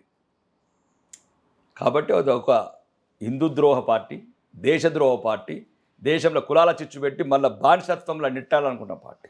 ఇది ఒకటి హిందువులం ఫస్ట్. మేము ఏ కులమైన పేదరికాన్ని తగ్గించుకుంటూ పోతుంది. ఈరోజు ప్రపంచ రికార్డు బిలో పవర్టీ లైన్ నుంచి 25 కోట్ల మందిని పైకి తీసుకొచ్చారు. This is scientific record. భారతదేశంలో 11 సంవత్సరాల్లో 25 కోట్ల మందిని బిలో పవర్టీ నుంచి తీసుకొచ్చింది Bharatiya Janata party. Below poverty అంటే ఎవరు? ఇదే పేదలు, అట్టడిగిన వాళ్ళు, అనగాని వాళ్ళు. బిలో పవర్టీ లైన్ ఉండేది. 5 కోట్ల ప్రధానమంత్రి అవ్వాల్సిన ఇల్లు కట్టిన పేదలకు ఏం చేయలేము. పేదల పట్ల జన్ధన్ ఖాతాలు కావచ్చు, లేకపోతే ముద్రా లోన్స్ కావచ్చు. 20 లక్షల మందికి 20 లక్షల కోట్లు, 8 కోట్ల మందికి ఎంప్లాయ్మెంట్, 83 కోట్ల మందికి ఉచిత విద్యుత్, 140 కోట్ల మందికి ఉచిత వ్యాక్సిన్. ఈరోజు జల యోజన కావచ్చు, 13 కోట్ల శౌచాలయాలు కావచ్చు మహిళలకు. చెప్తున్నాను. ఈరోజు మధ్యతరగతి వాళ్ళకి వందే భారత్ ట్రైన్లు కావచ్చు, 8 లైన్ల హైవేలు కావచ్చు. ఇంకెన్ని సంవత్సరాలు వెనుకబడి ఉండాలి ఈ దేశం? ఈ కాంగ్రెస్ ఒక దేశద్రోహ పార్టీ. ఎక్కడో 100 సంవత్సరాల కింద మెట్రో ఎత్తి ఇంకిప్పటికి మనం మెట్రోలు ఎందుకు వేయద్దు? ఎక్కడనో రాకెట్ లాంచర్ దిగుతున్న మనం ఎందుకు రోడ్లు డెవలప్ చేసుకుంది? ఇది భారతీయ జనతా పార్టీ, నరేంద్ర మోడీ గారి నాయకత్వంలో భారతీయ జనతా పార్టీ. ఇప్పుడున్న జనరేషన్, ఇప్పుడున్న యువత ప్రపంచంలో ఉన్న అవకాశాలను ఉపయోగించుకోవాలి, ఆనందకరమైన జీవితం బతకాలి. ఎక్కడ చూసారా ట్రైన్? ఇంతకుముందు ఎప్పుడు చూసాం ఇట్లా వందే భారత్ ట్రైన్ లాగా? లేదు. కాగిత ముక్క లేని ట్రైను, బాత్రూమ్ బాసన రాని ట్రైను. 2,35,00,000 మంది ఈరోజు ఓన్ శంషాబాద్ ఎయిర్పోర్ట్లో 2,35,00,000 మంది టేకప్ చేస్తున్నారు. ఎవ్రీ మంత్ 93,000 మంది దుబాయ్కి వస్తారు. కాదు, దుబాయ్ 93,000 మంది, 31 మంది సింగపూర్. దీని ఒక మధ్యతరగతి భారతం, దిగువ వర్గాల భారతం, పేదవాడి భారతం. అందరికన్నా ముందు ఒక హిందువు, నేను హిందువునని చెప్పుకోవడానికి గర్వపడే 66 కోట్ల మంది కుంభమేళ స్నానాలు. ఎవరికి మనసు రాకపోయా? అంటే రామ మందిరం కట్టుకుంటే బాధ ఇటలీ వాళ్ళకు, ఇటలీకి పుట్టిన సంతానంకు ఒక్కటి రాలేదా? ఏమైంది? ఏం పుడుతుంది రా మీకు రోగము? వచ్చి ఒకసారి ఇట్లా ముస్లింలు వచ్చి మొక్కిపోతున్నారు రామాలయం కాడ. ఇంత హిందువులండి, హిందూ ద్రోవులండి వీళ్ళందరూ. రేవంత్ రెడ్డి కావచ్చు, రాహుల్ ఖాను, ఎవరు అది సోనియా గాంధీ, మరి ఇఫ్తార్లు తింటారు. ఎందుకు మిమ్మల్ని హిందువులు ఇంత అవమానపరుస్తారు? అడుగడుగున అవమానం, జాతి అవమానం, పేదోడు అవమానం. ఇదొక దేశద్రోహ కాదు, ఇది ఒకటి. అంటే ఇక్కడ సార్ మరి బీజేపీ అనేది ముస్లింలకు టోటల్ గా ఆపోజిట్ అని అంటారు, వ్యతిరేకము అంటారు. చెప్పండి, ఒక్కదంటే చెప్పండి. అట్లా విడదీసి పరిపాలించేది బీజేపీ అని అంటున్నారు. ఒక్కదంటే చెప్పండి. ఇప్పుడు దేశ విభజన చేసినప్పుడు బీజేపీ అన్నది చేసిన నా కొడుకులు ఎవరు? 1947 ఆగస్టు 15 నాడు దేశ విభజించిన నా కొడుకులు ఎవరు? భారతీయ జనతా పార్టీ లేదు కదా దేశంలో. దీనికి సమాధానం భారతదేశంలో తెలుగు వచ్చే ప్రతి ఒక్కరు ఆలోచించుకోండి. जब देश आज़ाद हुआ था 1945 में, जब वाजपेयी ने ये देश में कैसे देश बांटा तुम लोग? देश को कैसा बांटा तुम? मजहब का ऊपर से, मुस्लिम लोगों के लिए पाकिस्तान, हिंदुओं के लिए हिंदुस्तान. फिर जब बांटता है तो मजहब का नाम के ऊपर चुप देश के अंदर मुस्लिम क्यों रखा? అప్పుడు ఒకవేళ మరి పంచాల్సిందే ఉన్నది, మరి ముస్లింలకు ఒక దేశం అని ఇచ్చారు. ఇంకా మళ్ళీ ఈయన హిందువులు ఉంచారు కదా, మళ్ళీ హిందువులు మళ్ళీ ముస్లిం పెట్టి మళ్ళీ ఎందుకు తాకలాడ పెట్టారు కొడుకులు? ఇది స్వదేశం, ఇది మన భారతదేశం, స్వాతంత్రం వచ్చిన దేశం. మనం ప్రజలలో మనం కలిసి ఉండాలి సోదర భావంతో. మరి దేశం ఎందుకు విభజన చేసారు? దేశ విభజన అయితే వెనుకబాటు ప్రతిపాదకన వేయాలి. ఇప్పుడు తెలంగాణ అనేది వెనుకబాటు ప్రతిపాదకన అనేది, మత ప్రతిపాదకన కాలేదు. నువ్వు clear mention 1947 Pakistan Muslims, Hindustan హిందువులు. మళ్ళీ అటు ఇచ్చేసినావు, మళ్ళీ ఇక్కడ గొడవలు పెట్టినావు. అంటే ఎప్పుడు హిందువులు మనశ్శాంతి లేకుండా ఉండాలనేది ఈ నైరు కుటుంబం భావన. ఇప్పుడు నేను ఏమంటాను, ఒక వైరస్ ఉంటుంది. ఇప్పుడు విడిపోయినామండి, మంచి చెడా చరిత్ర. మరి బీజేపీ లేదు కదా, మీరు అంటున్నారు కదా విడదీసి పాలించింది అంటారు. ఎవరు విడదీశారు? దేశాన్ని విడదీసిన పార్టీ అంటే అది. ఆ కుటుంబం మామూలు కుటుంబం కాదు. అందుకోసం సంఘటనలు కూడా దారుణంగా జరుగుతాయి అవి. ఎందుకంటే మంచి చెడు చరిత్ర లెక్కించింది ఏదండి 1975 ఎమర్జెన్సీ. ఎవరు తెచ్చిన స్వాతంత్రం? రాజీవ్ గాంధీ తెచ్చిన స్వాతంత్రం. వేలాది మంది ఉరితాడులు వేలాడినారు. చంద్రశేఖర్ ఆజాదులు బుల్లెట్లు కాల్చుకున్నారు శత్రుక్షేత్ర చిక్కద్దని. 23 సంవత్సరాల భగత్ సింగ్ బిడ్డ ఉరితాడిని ముద్దాడిండు వందే మాత్రం అనుకుంటే ఈ దొంగల అండి. దేశ స్వాతంత్రం నుంచి లక్షలాది మంది వీరులు, కోట్లాది మంది వీరులు ఒళ్ళు పగలగొట్టుకున్నారండి. ఈ నా కొడుకులకు అర్థం కాదు చరిత్ర అర్థమైతే దేశాన్ని ఎట్లా కాపాడుకోవాలి ఇప్పుడు యువతకు అర్థమవుతుంది. ఇది మామూలుగా రాలేదండి స్వాతంత్రం. 200 సంవత్సరాలు హింసించబడ్డది. తర్వాత అంతకుముందు 500 సంవత్సరాలు ఆవేదనలో చేతులు హింసించబడ్డది మత ప్రతిపాదికన. ఏందండి ఒక్కొక్క రోజు 10,000 మందిని చంపిన ముస్లిం రాజులండి. 10,000 మందిని ఒక్కొక్క రోజు చంపి అలా భార్యలతోని ఆ శవాల ముందు సంసారాలు చేయించిన నా కొడుకులండి వీళ్ళు. ఈ చరిత్ర చదవాల జాతి. అప్పుడాడు గతమంతా తెలిస్తే నువ్వు భవిష్యత్తులో కరెక్ట్ ఉంటావు. గతం తెలిస్తేనే కదా నువ్వు భవిష్యత్తులో జాగ్రత్తగా ఉండేది. ఈ హిందువులు, బీసీలు, ఓసీలు, ఎస్సీలు ఇదంతా ఒక పెద్ద కుట్ర ఈ దేశం మీద. ఎక్కడుందండి ఇంత అందమైన దేశం? చెప్పండి, ప్రపంచంలో ఏ దేశం ఉంది చెప్పమనండి ఇంతకన్నా మంచి దేశం. ఒకవైపు కొండలు, ఒకవైపు ఎడారులు, ఒకవైపు పచ్చిక బయళ్ళు, ఒకవైపు అంటే రకరకాల ఈ దేశంలో ఉన్న నదులు కావచ్చు, పర్వతాలు కావచ్చు, ఇక్కడున్న ప్రాంతం కావచ్చు, కాశ్మీర్ నుంచి కన్యాకుమారి వరకు సంస్కృతి కావచ్చు, 3,000 జాతులు కావచ్చు, 6,000 భాషలు కావచ్చు. ఈ ప్రపంచంలో ఎక్కడ లేదండి ఇంత మంచి దేశము. ఇది కర్మభూమి, ధర్మభూమి, వేదభూమి, సనాతన ధర్మానికి పుట్టిన ఈ భూమి ఈ కాంగ్రెస్ వాళ్ళు ఈ మత ప్రాతిపాదికన విడిచి తప్ప ఇంకోసారి భారతీయ జనతా పార్టీని ఆ పదం అనడానికి వీల్లేదు. బస్ బరాబర్ 22 పార్టీలు మైనారిటీలను బుజ్జగింపు రాజకీయాలు చేస్తే మరి మెజార్టీ ప్రజలను ఎవరు రక్కులు చేసుకోవాలి? చెప్పండి మీరు. ఇప్పుడు 20 కోట్ల మంది ఉన్న మైనారిటీ ప్రజల పట్ల 22 పార్టీలు బుజ్జగింపు రాజకీయాలు చేస్తుంటే మెజార్టీ ప్రజలకు జరిగే అన్యాయాలని, అక్రమాలని, వాళ్ళ అర్థనాదాలని ఎవరో ఒకరు ఆడాలండి. ప్రపంచంలో ఎక్కడ ఉందా మెజార్టీ ప్రజలను అవమానించిన జాతి పార్టీ? ఇది ఒకటి కాంగ్రెస్, వీళ్ళ ప్రతిపక్ష పార్టీలు. వాడు వైరస్ అంటాడు స్టాలిన్. నిజంగా మనం వేరే మతం నన్ను చూద్దాం. స్టాలిన్ కోరుకున్నాడు ఒకడు, దయానిధి మరణోడు ఉన్నాడు. హనుమాన్ దమ్ముంటే ఓ రాముని చిన్నానన్న ఇట్లా అంటాడు. మరి అనురా మీరు ముస్లిమ్స్ అన్నది దమ్ముంటే. ఇప్పుడు ఈ సోషల్ మీడియాలో ప్రతి ఒక్కరు భేదావులు, ఇంటెలెక్చువల్స్ మాట్లాడతారు, నోటికి వచ్చిందండి. మరి అదే ఖురాన్లు ఉన్నాయి, బైబిళ్ళు ఉన్నాయి, మాట్లాడరు. కత్తిరిత్తరా, గొంతులు కత్తిరిత్తరని భయం ఉంటాయి. కొన్ని లొసుకులు ఉంటాయి. ఇప్పుడు నేను ఆ లొసుకులకు వెళ్ళట్లేదు. ఎందుకు హిందువులు అంటే ఇంత చులకన, హిందూ మతం అంటే ఇంత చులకన ఎందుకు మీకు? నేను అనేది ఏంటంటే ఇప్పుడు ఒకడు అంటాడు, రకరకాలుగా అంటారు. ఎందుకు అంటారు మమ్మల్ని? అంటే హిందువులలోనే ఐక్యత లేకపోవడం అనుకోవచ్చు కదా మనం. అదే ఇప్పుడు నేను చెప్పింది మళ్ళీ ఆడికి వచ్చినాం. అదే భారతీయ జనతా పార్టీ సిద్ధాంతం. రైట్, హిందువులలో ఐక్యత ముందంటున్నాం. కులంలో గడప లోపలనే కులం అంటున్నాం, గడప దాటితే హిందువులం అంటున్నాం. అదే చివరికి అక్కడికే వచ్చినాం. భారతీయ జనతా పార్టీ సిద్ధాంతం ఏంటంటే ఫస్ట్ దేశం, మతం కూడా కాదు, ఫస్ట్ దేశం, రెండోది ధర్మం. అదే ఇతర మతస్థులకు ముస్లిమ్స్ ఉన్నారు, వాళ్ళకి ఫస్ట్ మతం తర్వాత దేశం. అది అన్న పాలస్తీన్ల మీద తీర సపోర్ట్ కొడతారు పాత బస్తీలా. 70 కోట్లు రంజాన్కి ఇస్తారు. మరి మా పండుగలకి ఏమి ఇవ్వాలా? మేము మామూలం కాము, మేము మనుషులం కాము, హిందువులం. మాకు పండగలు లేవు, మాకు గుళ్ళు లేవు, మాకు గోపురాలు లేవు. మహాశివరాత్రి అయితే పెంచుతారు. మరి వాళ్ళ ఇతర మతస్థులకు అన్ని ఫ్రీ అంటారు. వాళ్ళలో అన్నిటికి ఫ్రీ ఇస్తారు, వార్తలకు ఫ్రీ ఇస్తారు, నీళ్లు ఫ్రీ ఇస్తారు, కరెంట్ ఫ్రీ ఇస్తారు. ఏమంటారు మక్క హాజీకు దర్శనానికి క్యూలు కట్టి దండలు వేసి పంపిస్తారు. మరి హిందువులు ఏం పాపం చేసినరా? శివరాత్రి అనగానే 50% పెంచుతారు ఆర్టీసీ బస్ రేట్లు. ఏం చేసి చెప్పండి, దీన్ని మీరు చదువుకున్న వాళ్ళు చెప్పండి. నేను ఆయన సింపుల్ ప్రజాస్వామ్యం అంటేనే అందరినీ సమానంగా చూడండి. అదే చెప్తున్నా ఈ విధవలకు, అంటే ఆ మతాలను చూస్తున్నారు, హిందువులను చూడట్లేదు అని అంటున్నారు. మరి ఇంకా మేము హిందువులు ఎటు పోవాలా? మాకున్నది ఒక దేశం. ఓకే, మా బతుకులు మేము బతుకుతాం అంటున్నాం మేము తప్ప ఇంకొకరు మేము సౌదీలో ఉంటామంటలేము, రష్యాలో ఉంటామంటాం. ఎవరి దేశాలు వాళ్ళకు ఉన్నాయి. ముస్లిమ్స్ కన్నా 57 దేశాలు ఉన్నాయి, క్రిస్టియన్స్ కన్నా 150 దేశాలు ఉన్నాయి. మాకున్నది ఒక దేశం. ఇప్పుడు కాశ్మీర్ క్లీన్ చేసినారు, ఈస్టర్న్ స్టేట్స్ క్లీన్ చేసినారు, వెస్ట్ బెంగాల్ సగం క్లీన్ చేసినారు, పాత బస్తీ అయితే మొత్తం ఓవర్ అయిపోయింది. మరి మేము ఎక్కడ పోవాలా, ఎక్కడ బతకాలా? గతమంతా గాయాలు, గతమంతా అకృతాలు, అత్యాచారాలు, అన్యాయాలు, అవి తట్టుకొని నిలబడి చావ సినిమా చేస్తారు పెదవులు. చావ సినిమా చూపిస్తే భయపడుతున్నారు ఈ కాంగ్రెస్ వాళ్ళు. ఆ పోలీసు వాళ్ళకి అడ్డు పెట్టుకొని అవి షోల్గా అంటే ఏదో ఒక వీరుడి చరిత్ర. ఇండోనేషియాలో రామనాటకం వేస్తారు, రామదర్బార్ వేస్తారు ముస్లిమ్స్ మొత్తం. అంటే ముస్లిం కంట్రీ అయినా కానీ వాళ్ళు చరిత్ర చెప్తున్నారు, మేము కూడా గతం చెప్తున్నాం. ఛత్రపతి సాంబాజీకి జరిగిన అన్యాయం ఏంది, ఈ దేశంలో జరిగిన హిందువుల మీద జరిగిన దాడి, పృథ్వీరాజ్ చౌహాన్ కళ్ళు వీకటం కాదు, ప్రతి చరిత్ర చెప్తున్నాం. కిల్ చేయని వాడు ఏం చేసిండు, 10,000 మందిని బౌద్ధ సన్యాసుల్ని, ఒక ప్రొఫెసర్లని అగ్నికౌతి చేసిండు ఒక్క రోజులో. 80 లక్షల బుక్స్ని నలంద విశ్వవిద్యాలయం తగలబెట్టినోడి పేరు మీద రోడ్డు ఉంటుందండి. ఈ కాంగ్రెస్ వాళ్ళు మామూలు వాళ్ళు కాదండి.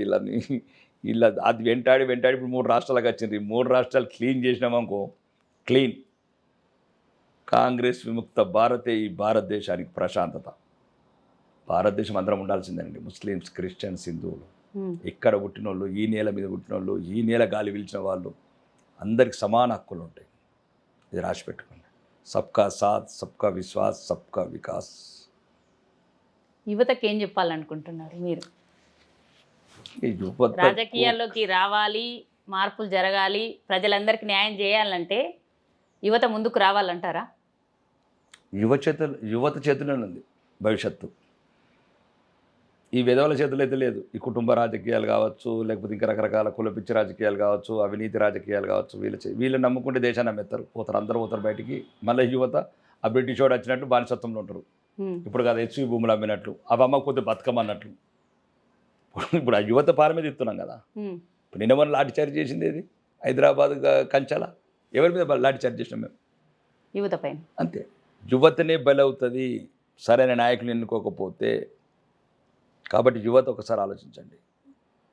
ఈ నేల మీది, ఈ దేశం మీది, ఈ గాలి మీది కొందరు దుర్మార్గులైన రాజకీయ నాయకుల చేతుల్లో ఉండడానికి వీలేదు దేశం, ఈ రాష్ట్రం, ముఖ్యంగా ఈ రాష్ట్రం. యువత రావాలి. లేదు మీకు ఆలోచన, అందుకని కరెక్ట్ పోలింగ్ బూత్ కాడ మాత్రం కరెక్ట్ నిర్ణయం తీసుకోండి. వాడికి రాజకీయ లక్షణాలు ఏమున్నాయి, వీడు పేద ప్రజల పట్ల, సామాన్య పట్ల, రైతుల పట్ల, మహిళల పట్ల, విద్యార్థుల పట్ల, నిరుద్యోగుల పట్ల వీడు ఏ రకంగా స్పందిస్తాడు? వీడు వ్యాపారం చేయడానికి వచ్చిండా ఈ రాజకీయ నాయకుడు? లేదు వాళ్ళ కుటుంబాల కొడుకులని ఎంపీలు ఎమ్మెల్యే చేస్తుంది వచ్చిండ్రా? మీరు ఆలోచించండి. డబ్బే ప్రధానమైన, డబ్బు లేకుండా చాలామంది గెలుస్తున్నారు. మేము చూస్తున్నాం కదా, మన ఖానాపూర్ బొజ్జా అని ఉంటాడు, ఎడమ కాంగ్రెస్ నుంచి ఏం లేదు. ఉన్నారు మంచోళ్ళు, కాంగ్రెస్ కూడా సీతక్కలు అంటున్నారు, మంచోళ్ళు ఉన్నారు, అట్లేం లేదు. అంటే నేను అంటే మంచోళ్ళు కూడా మొత్తం ఇక్కడ ఉంటే బాధ, మంచోళ్ళు కూడా కొందరు ఉండాలి కాంగ్రెస్, లేకపోతే దేశం నమ్మేస్తారు మళ్ళీ. మేము కూడా అప్పుడప్పుడు నేను స్వాగతించేది ఏంటంటే కొంతమంది మంచోళ్ళు కాంగ్రెస్ కూడా ఉండాలని, లేకపోతే డైరెక్ట్ ముస్లిం లీగ్ అయిపోతుంది. ఇప్పటికే 75% ముస్లిం లీగ్ అయింది, కన్వర్టెడ్ కాంగ్రెస్. ఆ 25% కొంత మంచోళ్ళు ఉన్నారు ఆ పార్టీలో, వాళ్ళు ఉండాలి, లేకపోతే ముస్లిం లీగ్ అయి మమ్మల్ని ఇంకా అగాధ్యం చేస్తారు హిందువుల మీద. కాబట్టి కంపల్సరీ యువత, ఇది మీ రాష్ట్రం. ఎవైతే కంచె భూములు కావచ్చు, నియోపోలిస్ భూములు కావచ్చు, ఇంకా హైదరాబాద్ చుట్టుపక్కల విలువైన భూములు కావచ్చు, తెలంగాణ వ్యాప్తంగా ఉన్న వనరులు కావచ్చు, ఇవి సహజ వనరులు కావచ్చు, మీరు నిరుద్యోగం అనుభవించుకుంటా మత్తుకు అలవాటై ఇది మారదే అనుకుంటుండకండి. ఎక్కడో ఒకటి మార్పు వస్తుంది. మేమున్నాం మీలాంటి వాళ్ళకు, మీరు మా కండగా నిలవండి, మేము మీ కండగా నిలుతాం. మీ తలలో వెలిగినప్పుడు మా అండుగా వస్తాం. కానీ మీరు రాజకీయాలకు రావాల్సిందే. మళ్ళీ పార్టీలలో మళ్ళీ నేను చెప్పదలుచుకున్నది, పార్టీలు వచ్చినంత మాత్రం మారదు. పార్టీలలో మంచి వాళ్ళు రావాలి. సమాజం పచ్చువ అన్ని అణగారిన వర్గాలు, మళ్ళీ మీరు కులం అని తీయకండి, అణగారిన వర్గాలు, అట్టడుగు వర్గాలు, సామాన్య ప్రజల పట్ల ఒక అభిమానం, వాడికి ఏదో ఒక రకం గుండెల, వాడి పేదవాడి గుండెల తడివిడి తగలాలి. చాలామంది పేదవాళ్ళలో తెలియదు ఇప్పుడు రాజకీయ నాయకులు. ఎందుకంటే అమెరికాలో పిహెచ్డీలు, బారిస్టర్లు చదివించారు, రాగానే కుటుంబ వరుస రాజకీయాలు ధర్మని ఎమ్మెల్యేలు, ఎంపీలు అయిపోయినారు. వాడికి ఒక మామూలు మళ్ళీ ఆదిలాబాద్ లాంటి జిల్లాలలో 150 మంది స్టూడెంట్స్ ఉన్న దగ్గర ఒక టీచర్ ఉన్నాడని వాడికి తెలియదు. వాడు చదివింది ఇంటర్నేషనల్ స్కూల్ కాబట్టి. అంటే ఇట్లాంటి చైతన్యం రావాలి. ఒకప్పుడు మంచి మంచి చైతన్యవంతమైన తెలంగాణ నెల ఈరోజు ఈ దుర్మార్గమైన రాజకీయాలల్లో దూరం ఉంటున్నది. యువత కంపల్సరీ రాజకీయాలకు రావాలి. కానీ కొందరు అంటారు ఇక రకరకాల మన రాజకీయం కూడా భయపెడతారు, డబ్బులు వస్తున్నట్టు. డబ్బులే కాదు, అన్ని రకాలుగా ఈ యువత తెలంగాణను అభివృద్ధి చేసుకోవాల్సిన అవసరం ఉంది. ఈ అవినీతిని అరికట్టవలసిన అవసరం ఉంది. ఏదైతే ఈ దుర్మార్గమైన ఆలోచనతో రాష్ట్రాన్ని భ్రష్టుపడుతున్నారో, అప్పులమయం చేస్తున్నారో, ఎంత సుమారు 10,000 కోట్ల నుంచి ఇప్పుడు ఎక్సైజ్ ఆదాయం 40,000 కోట్లకు పెంచారు. ఫర్ ఎగ్జాంపుల్ చెప్తున్నాం, ఇప్పుడు విద్యా రంగమే ఇట్లా అయిపోతుంది, ఈ ఎక్సైజ్ రంగమే ఇట్లా అయిపోతుంది ఆదాయం. అందుకోసం నేను అంటున్నాను, ఇట్లాంటి యువత వస్తేనే అది కూడా చైతన్యవంతమైన యువత, ఏదో బానిసల్లాగా ఆడికి ఒక కులంకి ఒక డప్పు కట్టి పార్టీకి ఒక జెండా కట్టినోడు కాదు. ఇప్పుడు నేను చూసిన, నేను యువతలు కూడా చూసిన, ఏదో ఒక దాని కులంకు కమిటీ అయ్యారు, లేకపోతే ఒక వర్గం ఇటు ఆ వర్గము ఈ వర్గము, ఈ వర్గాలు మీకెందుకు వర్గం? మీరంతా నవ చైతన్యవంతులు, మీరు కొత్త ప్రపంచాన్ని సృష్టించాల్సిన యువత మీరు. మీకెందుకు ఈ దరిద్రం? ఆ కులము ఈ లీడరు అంతా ఒకటి లీడర్లు కాబట్టి యువత మంచి నవ యువత, చైతన్యవంతమైన యువత, నవభారతానికి పునాదులు వేయాలంటే యువతతోనే సాధ్యం. కాబట్టి యువత స్వచ్ఛందంగా రాజకీయాలకు రావాలా అని మనస్ఫూర్తిగా కోరుకుంటున్నాం. మీరు గల్ఫ్ కార్మికుడిగా ఉన్నారు కదా, ప్రస్తుతం ఉన్నటువంటి గల్ఫ్ కార్మికుల కోసం మీరు ఏం చేయాలనుకుంటున్నారు? అదే కదా ఇప్పుడు నేను చేసింది కదా, 50 సంవత్సరాల తర్వాత నేను చేసింది. ఇప్పుడు 54 సంవత్సరాల నుంచి 2 తరాలు అర్థనాదాలు చేస్తుంటే, పెట్టెలలో శవాలు వస్తుంటే, వేలాది శవాలు వస్తుంటే, కనికరం లేని తెలంగాణ సమాజం, రాజకీయ సమాజం ఎవ్వరు కూడా కదలలేకపోయారు. ఎప్పుడైతే తెలంగాణ అసెంబ్లీ నిలదీశాను, అవసరమైన తమారా దీక్ష చేస్తాను కొడంగల్కి వెళ్ళి, గల్ఫ్ కార్మికులకు న్యాయం జరగకపోతే అప్పుడే చనిపోయిన వాళ్ళకు 5 లక్షలని ప్రకటించారు. ఇప్పుడు నడుస్తుంది 5 లక్షలు. 50 ఏళ్ళలో సాధించిన గొప్ప ఒక సంతృప్తి వచ్చిన విజయం అది. మొన్న కూడా 6 కోట్లు వచ్చినాయి. అందుకే నేను అందరు బతికిన వాళ్ళకి చేస్తారు, నేను చనిపోయి వాళ్ళకు కూడా న్యాయం చేశాను. రెండోది దాని మీద నిరంతరం పోరాడుతున్నాను. గౌరవనీయ ముఖ్యమంత్రికి రిప్రజెంటేషన్ ఇవ్వడం జరిగింది.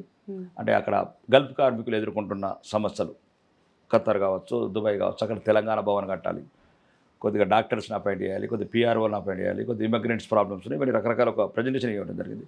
అట్లనే గల్ఫ్ కార్పొరేషన్ పెట్టి ఒక 8 మంది మెంబర్లను పెట్టి, అంటే సుమారు మన ప్రజలు ఇక్కడ ఎటువంటి వాళ్ళు అంటే అన్ని పథకాలకు అర్హులు కాకుండా దూరం ఉన్నారు కదా, ఏదో అనర్హులుగా పథకాలు ఇచ్చుకుంటా అప్పులేమో వాళ్ళ మీద మోపుతున్నాం. కాబట్టి వాళ్ళకు ఒక వెల్ఫేర్ గురించి ఒక ప్లానింగ్ ఇచ్చాము. చూడాలి గౌరవ ప్రభుత్వం ఏం నిర్ణయం తీసుకుంటుంది. అలా అని వాళ్ళ పిల్లలకు చదువులు కావచ్చు, ఒకవేళ ఒంటరి అయిపోయిన మహిళలకు ఉపాధి కావచ్చు, ఇవన్నీ ఒక ప్రోగ్రామ్ ఇవ్వడం జరిగింది. అట్లా మరి అక్కడికి వెళ్ళిన కార్మికులు చాలామంది ఆత్మహత్యలు చేసుకోవడము, లేదంటే ఇట్లా పూటకెళ్లకుండా ఉండడం ఉంటారు. కానీ మీరు మాత్రం ఇంత ప్రముఖ వ్యాపారవేత్తగా రాజకీయాల్లోకి రావడము, హాస్పిటల్ స్థాపించడము, ఇవన్నీ సాధ్యమయ్యింది. అది ఎలా మీకు సాధ్యమైంది అంటారు? మరి నాకన్నా ముందు యమాన్కు ఈ ముఖేష్ అంబానీ నానుండేవాడు, ధీరుభాయ్ అంబానీ అని. పెట్రోల్ బంక్లో పనిచేసేవాడు, పెట్రోల్ కంపెనీ పెట్టిండు. ఇప్పుడు జామ్నగర్లో రిలయన్స్ రిఫైనర్స్ కంపెనీ అది కాదు, చాలా మంది దిగగలరు. యువతకు చెప్పాలి అంటే ఇక్కడే ఉండిపోకుండా డెవలప్ కావాలి అంటే నిరాశ దరి చేరకూడదు. ఫస్ట్ మనిషికి శత్రువే నిరాశ, అన్నిటికన్నా ప్రధాన శత్రువు నిరాశ. అంటే మీ ఫీల్డ్ కావచ్చు, ఏ ఫీల్డ్ అయినా సరే ప్రతి ఒక్కరు ఎదుర్కొనేది. నిరంతరం కొత్త ఆలోచనలతోని ప్రపంచ మార్పులు ఏ జరుగుతుంది, మనం ఏ పని చేయాలి, ఎలా చేయాలి. ఇప్పుడు ఫర్ ఎగ్జాంపుల్ చెప్తున్నాను, చిన్న ఉదాహరణ. నేను ఎప్పుడో ఒక 20 ఏళ్ళ కింద ఒక ఏదో తార్నాగల్ ఒక రెస్టారెంట్ ఉండే, సన్మాన్ రెస్టారెంట్, ఏదో సమ్ రెస్టారెంట్, స్వాగత్ రెస్టారెంట్. పోతే కరీంనగర్ ఇడ్లీ అని గుంటూరు ఇడ్లీ అని ఇచ్చాడు. టుడే స్పెషల్ అని ఉంటే గుంటూరు ఇడ్లీ అని. ఏముంది గుంటూరు ఇడ్లీ అంటే ఇంత కారం, అదేదో ఇంత ఫోటో ఇచ్చేసి ఇంత నెయ్యి ఇచ్చాడు. అంటే టుడే స్పెషల్ అని పెట్టాడు, దాని ప్రజెంటేషన్ దాన్ని ప్రజెంట్ చేయటం. అంటే యువత కూడా రకరకాల ఆలోచన చూడాలా, అంటే డిఫరెంట్గా ఆలోచించాలి. అంతే కదా, డిఫరెంట్గా ఆలోచించాలి, ఒక ప్రపంచాన్ని అందిపుచ్చుకోవాలి. ఇప్పుడు ఏదైతే మనకు టెక్నాలజీ పెరిగింది, ఈరోజు యూట్యూబ్లోనో ఇంకా యూట్యూబ్లోనో సోషల్ మీడియాలో ఎవ్రీథింగ్, ప్రపంచంలో ఏ మూలల 200 దేశాలు ఏం జరుగుతుంది, కొత్త కొత్త ఆలోచనలు ఎలా పంచుకుంటున్నారో మన దేశానికి ఏ రకంగా ఉపయోగపడతాయి, మన ప్రాంతానికి ఏ రకంగా ఉపయోగపడతాయి. చాలామంది మార్పు వచ్చింది, ఇంకా చాలా మార్పు రావాలి. చైనాలో మ్యానుఫ్యాక్చర్ క్లస్టర్, అట్లా ఫస్ట్ మ్యానుఫ్యాక్చరింగ్ అనేది రావాలి. ఇక్కడ ఏదైనా మనం అంటే అడుగడుగున అవినీతి, ఈ అధికారులు, ఈ బ్యూరోక్రాట్స్, ఈ రాజకీయ నాయకులు ఈ దేశానికి శత్రువులు. 90% ఈ దేశం తగలబడ్డదంటే కొన్ని బ్యూరోక్రాట్స్, పొలిటీషియన్స్. అంటే అవినీతి నశించదు ఒక్క రోజులో, ప్రపంచంలో ఎక్కడ నశించలేదు, ఒక్క రోజులో నశించదు. తగ్గించుకుంటూ వస్తేనే అభివృద్ధి సాధ్యమవుతుంది. అంతే కదా. ఇప్పుడు విద్య ఉంది, ఇప్పుడు 23,000 కోట్లు కేటాయించాము. పెద్ద జోక్ ఏంటంటే ప్రపంచంలో ఇప్పుడు తెలంగాణ మన అసెంబ్లీ అడిగింది అదే, ముఖ్యమంత్రిని, మంత్రుల్ని, ప్రభుత్వాన్ని 27,000 మందిని రిక్రూట్ చేశారు టీచర్స్ని. 26,000 మంది బీఆర్ఎస్, 11,000 మంది కాంగ్రెస్, 37,000 మంది టీచర్ని రిక్రూట్ చేస్తే సుమారు 9 లక్షల మంది డ్రాప్ అవుట్స్ అయినారు. అంటే ప్రపంచంలో ఇది వింత. వేరే దేశాలు అయితే ఊరు పెడుతున్నారు వీళ్ళందరికీ. ఇప్పుడు నువ్వు చదువు చెప్పే వాళ్ళనేమో నువ్వు రిక్రూట్ చేస్తే స్టూడెంట్స్ ఎట్లా డ్రాప్ అవుట్ అవుతారు? స్టూడెంట్ పెంచాలి. ఇప్పుడు టీచర్స్ పెట్టినట్టు ఇది ఇప్పుడు అదే ఇప్పుడు మల్లారెడ్డో ఏ రెడ్డో ఇంకొకరు వీళ్ళు నారాయణ చైతన్య వాళ్ళు ఒక్క 100తో మొదలుపెట్టిన వాళ్ళు లక్షలాది మంది స్టూడెంట్స్ ఎట్లా ఏంటారు వాళ్ళకు? ఇదంతా ఆలోచన లోపము, సమాజం పట్ల సరైన అవగాహన ఉండి కూడా పట్టించుకోకపోవడం. అవగాహన ఎందుకు ఉండదండి? ఇప్పుడు ఈ సంవత్సరం విద్యకు 23,000 కోట్లు ఇచ్చాము, అలా 13,000 కోట్లు అవినీతి. అండ్ ఎక్కడ ఒక చోట మార్పు రావాలి. ఇప్పుడున్న రాజకీయ నాయకుల మీద నమ్మకం లేదు. ఏదో మిరాకిల్ జరగాలి, అద్భుతాలు జరగాలి. ఎవరైతే ఈ రాజకీయ వ్యవస్థ బయట ఉన్న మేధావులు, చైతన్యవంతులైన వ్యక్తులు రావాలి రాజకీయాలకు, వాళ్ళ మీద నమ్మకం ఉంది. అట్లా నా వ్యక్తిగత అభిప్రాయం చెప్తున్నాను. మళ్ళీ నాకు పార్టీలకు అతీతంగా ఇప్పుడున్న ఈ రాజకీయ నాయకులు నేను చూశాను, అన్ని పార్టీల వాళ్ళని చూశాను, అంత నమ్మకం లేదు. వ్యక్తులు ఓకే. ఇప్పుడు Bharatiya Janata party ideology good, అంటే కంట్రీ ఫస్ట్, దేశం ముందు అంటది. అది వీళ్ళేమో ఇటలీ ముందు అంటారు, ఒకళ్ళేమో ఫామ్ హౌస్ ముందు అంటారు. అంటే ఫర్ ఎగ్జాంపుల్ నా రాష్ట్రం చూడండి, వీళ్ళకి ఇటలీ తప్ప ఇంకోటి కానరాదు కాంగ్రెస్ వాళ్ళకు. ఇప్పుడు ఈ బీఆర్ఎస్ వాళ్ళకు దొరలు తప్ప ఇంకోటి కుటుంబం కానరారు. అంటే ఈ దేశంలో ఏంటంటే ఒక మామూలు సామాన్య వ్యక్తి కూడా ప్రధానమంత్రి కాగలుగుతాడు, 3వసారి చేయగలుగుతాడు. యోగి ఆదిత్యనాథ్ ఒక యోగి కూడా ఇంత 24 కోట్లున్న రాష్ట్రాన్ని ఇంత అవినీతి లేకుండా నీతి నిజాయితీగా పరిపాలించగలుగుతాడు. సొంత చెల్లె కూడా టీ కొట్టు పెట్టుకుంటుంది ఈరోజు. కాబట్టి ఒక నైతిక విలువ కలిగి ఈ పార్టీలో చూస్తున్నాను ఎక్కువ. నేను చూడడం, భారతీయ జనతా పార్టీ చూడడం, అలానే కాంగ్రెస్లో కూడా మంచి వాళ్ళు ఉన్నారు. కానీ వీళ్ళందరికీ వీళ్ళతో మార్పు సాధ్యం కాదు. ఈ కాంగ్రెస్తోని బీఆర్ఎస్తో తెలంగాణలో మాత్రం చైతన్యవంతులైన యువత, చైతన్యవంతులైన మేధావులు, చైతన్యవంతుల రాజకీయవేత్తలు నిరాశ నిస్పృహలతో దూరం ఉన్నారు కదా. దయచేసి మీరు రండి, ఈ రాష్ట్రాన్ని బాగుపరుచుకుందాం. ఇది ఒక బంగారు కొండ తెలంగాణ. ఎందుకంటే సుమారు ఇంత అందమైన ప్రదేశం, ఇంత మంచి క్లైమేటు, ఒక భారతదేశంలోని సెంటరు, అందరూ మినీ ఇండియాగా ఇష్టపడి ఈ దేశంలో ఈ రాష్ట్రాన్ని ఇష్టపడి ఇక్కడ ఉన్న ప్రజల్ని ఇష్టపడే ఒక సంస్కృతి ఇక్కడ ఉంది. ఇక్కడ మేము అనే భావన లేదు, అందరం అనే భావన ఉంది. ఇట్లాంటి రాష్ట్రాన్ని దేశంలో నెంబర్ 1 తీసుకుపోవడానికి యువత ముందుకు రావాలి. కొందరు మేధావులు కూడా మొత్తం మాకెందుకు లేని ఇళ్ళలో చూసి చర్చలు జరుపుకుంటున్నారు. రాజకీయ వేదికలు, చర్చా వేదికలు ఉంటాయి. మారదు, మనం రావాలి ఈ రొచ్చులోకి, కడగకుండా బయటికి వెళ్ళి నువ్వు ఎంత చెప్పినా వేస్ట్. అంటే నా అభిప్రాయం చెప్తున్నాను. దానికి కొంతమంది మేధావులు నొచ్చుకున్నా నాకు ఇబ్బంది లేదు. మనం బయట ఉండి ఎంతసేపు తిట్టుకుంటుంటే ఏమవుతుందంటే, ఇక్కడ సరిగ్గా పరిపాలించడం సరిగ్గా లేకపోతే నువ్వు ఎన్ని చర్చలు చేసినా, ఎన్ని వ్యాస పోటీకలు పెట్టినా, ఎంత నైతికలు మేము అంటే ఉపయోగం లేదు. నువ్వు రా సిస్టంలో. ఇప్పుడు నేను ఉన్నాను, కొద్ది గొప్పగా ఒక 1% మార్చగలిగాను నా ప్రాంతంలో. అవినీతి లేదు, కులపిచ్చి లేదు, అంటే బంధుతత్వం లేదు, ఒక రకరకాల అక్రమ వ్యాపారాలు లేవు. కొంత పేదవారికి ఒక ధైర్యం వచ్చింది. గుండె నిండా వచ్చి నాకు చెప్పుకుంటున్నాడు, అన్న నాకు అన్యాయం జరుగుతుందని. ఇప్పుడు నేను ఒక చిన్న జరుగుతుంది, సిపికి డైరెక్ట్ ఫోన్ చేశాను. ఒక మారుమూల పల్లెల కల్లెడ లాంటి గ్రామాలల్లో చిన్న ఒక 5-6 స్టూడెంట్స్ కలిసి స్విమ్మింగ్ పూల్ పెట్టుకున్నారు. అదో కొద్ది లైసెన్స్ ప్రాసెస్ ఉంది, 10 రోజులు. సార్ 10 రోజుల వరకు ప్రాసెస్ చేయండి. అప్పటి వరకు ముందే మీరు చదువుకొని ఐపీఎస్లు చదివి మీకు లక్షలాది జాబ్, మాకు ఎమ్మెల్యేలకు 2 లక్షలాది రూపాయల జీతాలు మాకు. కానీ మారుమూల పల్లెల యువత ఎంతోమంది మనం ప్రోత్సహించాలి. ఒక చిన్న కరెక్షన్స్ ఉంటాయి. ఇప్పుడు పోలీస్ అధికారులు కావచ్చు, ఈ అధికారులు కూడా నేను చెప్పేది ఏంటంటే కలెక్టర్లకు వాళ్ళకు, వీళ్ళు మొత్తం ఉన్నవాడికి ఒక చట్టం, లేనివాడికి ఒక చట్టం. పేదోడు అయితే చాలు కళ్ళకు కానరారు, సామాన్య ప్రజలు కళ్ళకు కానరారు, గ్రామీణ ప్రాంతాల ప్రజలు కళ్ళకు కానరారు. అదే రాజకీయ నాయకులు చెప్తే కరెక్ట్ నిమిషాలు అవుతుంది పని. మేమేమంటున్నామంటే ఇక్కడున్న ప్రాంతం మీలాగా ఐపీఎస్ ఐఏఎస్లు చదవలేదు యువత. మారుమూల పల్లెల్లో 10th ఫెయిల్ అయ్యో, 10th పాస్ అయ్యో, విదేశాలకు మైగ్రెంట్ అయ్యి అక్కడ సరిగ్గా జీవనోపాధి లేక చిన్న చిన్న వృత్తులు పెట్టుకున్నారు. దానికల్లా హింసించకండి నేను అంటున్నాను. ఎర్రచందనం గురించి ఎర్రచందనం అంటే ఏంటంటే, ఎర్రచందనం అనేది ఒక మంచి ప్రపంచంలో అరుదైన వుడ్. అది అంటే అది ప్రపంచంలో ఒక అరుదైన విలువలు గల వృక్షం. అది అంటే కొందరు జపాను, చైనా లాంటి చోట దాన్ని గుడ్ లక్, అదృష్టంగా భావిస్తారు. అదృష్టం భావిస్తారంటే వాడి భావన అది. నువ్వు వాడేందుకు భావిస్తుంటే వాడికి ఇష్టం. అది అంటే ఎవరి అభిప్రాయాలు వాళ్ళవి. జపాన్ ఇస్తే ఫీల్ గుడ్ లక్. కాబట్టి దానికి ఒక ఆటోమేటిక్ క్రేజ్ అయింది. ఒక వస్తువు ఉంటుంది. ఇప్పుడు నువ్వు పెయింట్ వేయు, నేను పెయింట్ వేస్తా, 80% పెయింట్ వేస్తాను అనుకో, 80% 10 కోట్లకు తీసుకుంటారు, మనం 10 రూపాయలకు కూడా తీసుకోడు. అదే రేవంత్ రెడ్డి వేసిండు అనుకో, అది మంచిగా లేకుండా తీసుకుంటారు, ₹1,00,000 ఏదైనా పని అవుతుందేమో అని. ఎర్రచందనం కూడా రాయలసీమలో, ఆంధ్రలో ఒక ప్రత్యేకమైన క్లైమేటు, నేలను బట్టి అక్కడ మంచి క్వాలిటీ గల వృక్ష సంపద ఉంటుంది. దాన్ని విదేశాలు ఎక్కువ ఇష్టపడతారు. వాళ్ళ హ్యాండిక్రాఫ్ట్స్, ఫర్నిచరు, కొద్దిగా మెడిసిన్లో వాడడం, దానివల్ల విలువ. దాన్ని మేము వాల్యూ యాడ్ చేసి విదేశాలకు ఎగుమతి చేస్తాం. మేము కొనడం కూడా రాష్ట్ర ప్రభుత్వము, ఆంధ్రప్రదేశ్ రాష్ట్ర ప్రభుత్వం కాదు, మిగతా రాష్ట్ర ప్రభుత్వాలు కూడా ఎక్కడెక్కడ వేరే రాష్ట్రాల్లో కూడా సీజ్ చేసింది, వాళ్ళు యాక్షన్ పెడతారు. కర్ణాటక కావచ్చు, కేరళ కావచ్చు, యూపీ కావచ్చు, గోవా కావచ్చు, ఇట్లా మహారాష్ట్ర కావచ్చు, అంటే అక్కడ నుండి మీరు తీసుకొని అక్కడ నుంచి యాక్షన్ చేసి ఎక్స్పోర్ట్ చేస్తుంటారు. Everything is government. ప్రతి తోట కూడా గవర్నమెంట్, అది కూడా గ్లోబల్ ట్రేడర్స్ కాల్ఫర్ చేస్తారు. అంత ఎంఎస్టీసీ అని ఉంటుంది, ఎంఎస్టీసీ పోర్టల్ ద్వారా యాక్షన్ పెడతారు. ఎవరైనా పోవచ్చు, మీరు కూడా పోవచ్చు, క్యూన్యూస్ వాళ్ళు కూడా పోవచ్చు, టెండర్ వేయచ్చు, కావాలంటే తీసుకోవచ్చు. మీరు కూడా వ్యాపారం ఏమున్నది. ఇప్పుడు యూట్యూబ్ ఛానల్ మీరు ఒక్కరే కాదు, వందలాది మంది పెట్టారు. ఒకప్పుడు అంటే మా యోం రామేశ్వరరావులో, రామోజీరావులకు సొంతమైన ఈ టెక్నాలజీ రోజు నేలకు వచ్చింది అంటే అది దేవుడి నిర్ణయం. అందరు అనుకున్నట్లు ఏదో ఒక రోజు, ఇప్పుడు అన్నది కూడా అది, రాజకీయాలు కూడా మారుతాయి.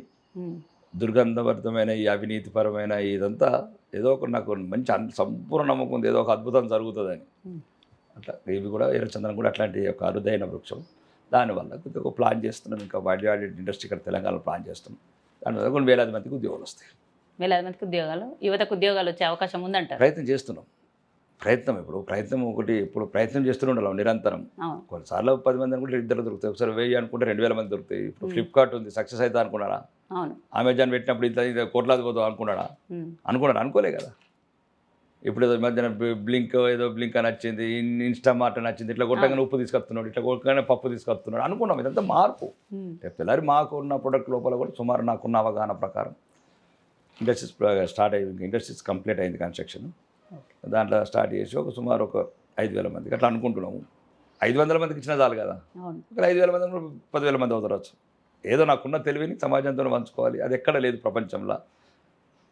కాబట్టి నాకు ఆ నాలెడ్జ్ ఉంది, నాకు దాని గురించి ఎక్స్పీరియన్స్ ఉంది, అనుభవం ఉంది. కాబట్టి ఏదైనా నిరుద్యోగ యువతకు ఏదైనా ఉపయోగపడుతుందని అనుకుంటున్నాను, జరగాలని దేవుని కోరుకుంటున్నాను. అంటే రాజకీయాలలో మీ వంతుగా కొంచెమన్నా మార్పు తేయగలుగుతాను అనేటువంటి నమ్మకం మీకు ఉంది? 100%. అందుకోసం ఇప్పుడు నాకు ప్రతిపక్ష వాళ్ళకి ఎవరికి ఇవ్వలేదు, నా ఒక్కడికి ఇచ్చారు. ఇంటిగ్రేటెడ్ ఇండియన్ స్కూల్ 200 కోట్లది కొట్లాడాను, నిగ్గదీశాను, గిరిగీశాను, కొడంగల్కి పోయి ధర్నా చేస్తాను. ఉత్తర తెలంగాణ అన్యాయం ఎందుకని అడుగుతున్నాను, మీకు నిధులు ఎందుకు అడుగుతున్నాను, నిన్న ఎక్కడ ఇవన్నీ కాదు.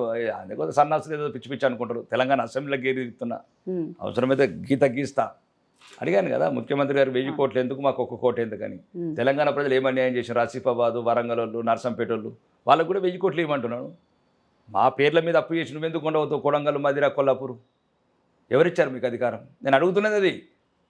తెలంగాణ సమాజం మొత్తం అడుగుతున్నా నేను. నర్సంపేటలో పేదరికం లేదా?